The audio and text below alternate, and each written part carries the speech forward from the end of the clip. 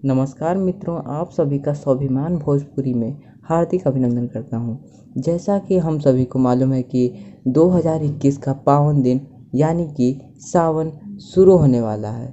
बाबा महादेव को याद करते हुए हमारे भोजपुरी के सुपरस्टार खेसारी लाल यादव का एक से एक भोजपुरी गीत धमाकेदार धमाका मचा रहा है।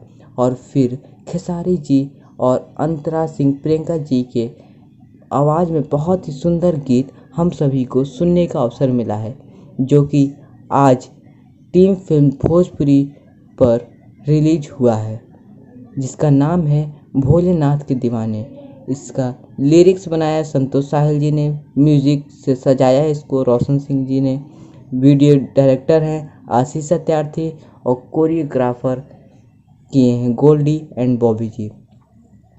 बहुत ही सुंदर गीत है। आप सभी यूट्यूब पर टीम फिल्म भोजपुरी पर जाकर ज़रूर सुने।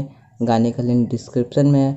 और ऐसे गाने को आप तक पहुंचाने के लिए मुझे चैनल को मेरे सब्सक्राइब कर लीजिएगा।